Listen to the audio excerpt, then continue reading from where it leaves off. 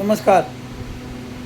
नसरापुरातील चिमुरडीवर वयवर्ष 65 नराधमाने अत्याचार केला. त्या नराधमाला पकडलेले आहे. CCTV फुटेजमध्ये सुद्धा नराधम सापडलेला आहे आणि त्याला पकडलेले आहे. त्याला कठोरात कठोर शिक्षा व्हावी असं सर्वांचं म्हणणं आहे.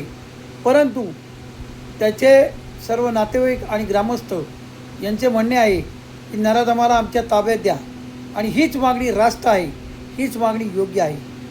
जर त्या नराधमाने अत्याचार करताना कुठलाही विचार नाही केला, त्या चिमुकलीचं आयुष्य बर्बाद केलं, तिला मारून टाकले, तिच्या आईवडिलांना यातना दिल्या, समाजाला यातना दिल्या, असल्या नराधमाला 1 महिना 2 महिने तरी जगण्याचा काय अधिकार आहे?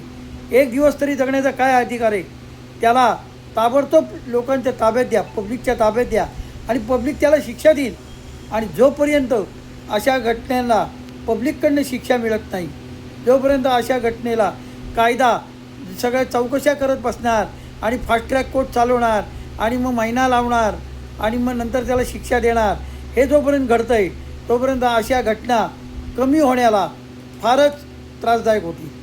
या घटना लवकरात लवकर कमी व्हायला पाहिजे, बंदच व्हायला पाहिजे. कमी होण्याच्या या घटनाच बंद व्हायला पाहिजे. आणि म्हणून माझी पण नम्र विनंती आहे की त्या नराधमाला लोकांच्या ताब्यात द्या, त्याचे तुकडे तुकडे करून टाकू देत लोक. आणि म्हणजेच त्या पुढे असे कृत्य करणारा माणूस 200 वेळा विचार करेल की आपण काय करतो आहे, आपण एक कृत्य करतो आहे, आपले तुकडे तुकडे होत आहेत. आणि अशा तुकडे तुकडे केल्यानंतर मी तर म्हणेन की असल्या नराधमांच्या घरामध्ये घुसून पण त्यांना मारा. की तुमच्या घरातली लोक असं कसं काय करतात? त्याला काय आया बहिणी कोणी नव्हत्या का काय? त्याला काय 65 वर्षाच्या माणसाला, ज्या आपल्या नातीच्या वयाची मुलगी, तिच्यावर अत्याचार करताना लाज नाही वाटली? ताबडतोब कायदे बदला आणि कायदे बदलून कोर्ट बिरेट सगळं बाजूला ठेवा आणि पब्लिकच्या ताब्यात द्या आणि त्याचे तुकडे तुकडे करून टाका, असं मला तरी वाटतं.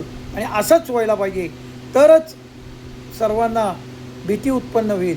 नाही तर लोकांना माहिती आहे की गुन्हा करा आणि मग कोर्टात जावा, मग कोर्ट काय करतं त्याच्यावर पुढचा निर्णय. याच नराधमाने पूर्वी 2 वेळेला अत्याचार केला आणि हा जामिनावर सुटला.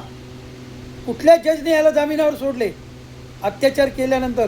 आणि का सोडले त्याचीसुद्धा चौकशी करा आणि ती चौकशी करूनसुद्धा त्याप्रमाणे शिक्षा करा. हा प्रकार ताबडतोब बंद व्हायला पाहिजे. निंदनीय, अतिशय निंदनीय प्रकार आहे.